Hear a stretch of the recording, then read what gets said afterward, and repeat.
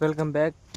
હું તમારો મયુર મેં તમારા માટે આજ નવો બ્લોગ લઈને આવી ગયો છે. તો બ્લોગમાં આજે આપણે આવી ગયા ખેતરે આંટો મારવા. આ છે ધાણા.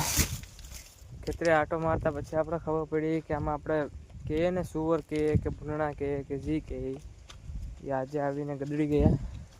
ગદડી એટલે નુકસાન કરી ગયા. આ થોડાકમાં તો નથી વાંધો, આટલામાં છે જ ઓલું કરી ગયા.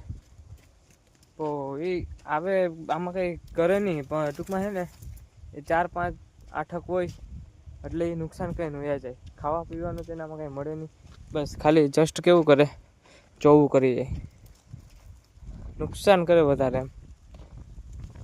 એટલે મને એવું લાગ્યું કે ખેતરે આવ્યો તો હું કહું પબ્લિક પર નવું જોવે ને હું કંઈક નવું કહું એટલે સારું લાગે એમ. આજે ભૂંડણા બહુ અતિશય ભારે નુકસાન કરીને હોઈ ગયા છે. એના કરતાં તો જબ્બર તો અહીંયા કરી ગયા. એટલે એનું એમ કે આ ઓલી જો સામે મકાઈ છે ને, એટલે 102% અહીંયા હોવા જ જોઈએ. એટલી નુકસાન કરીને વયા ગયા છે. તો મને એવું લાગ્યું હતું કે આજ ગુડ મોર્નિંગ છે અને સવારનો દિવસ સારો છે. આ જે ઘઉં છે, આપણે ઘઉંનું પાણી છે બરાબર. સવારનો દી સારો છે, તો એમ કે લાગ્યું કે વિડીયો બનાવી લઈએ આપણે. તો તમને બધાને કેવો વિડીયો લાગે મારો કોમેન્ટ કરજો, લાઈક કરજો ને શેર કરવાનું ના ભૂલતા. તો સબસ્ક્રાઈબ તો કરજો તો મિત્રો. તમારા માટે દિનમાં દિન આવો ક્રેઝી વિડીયો લઈને જ આવી હું લોગ.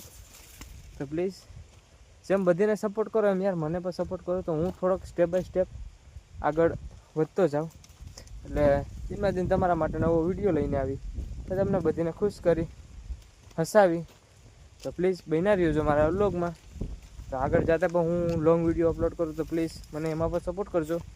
તો હું તમને આડી કહેતો હતો ને કે મકાઈમાં આ સાઈડ ભૂંડણા છે, 102% આમાં હોવા જોઈએ. હા, તો આપણે અહીંયાથી વિડીયોનો કરીએ ડી એન્ડ. તો નેક્સ્ટ બ્લોગમાં મળ્યા આપણે. Okay, good bye.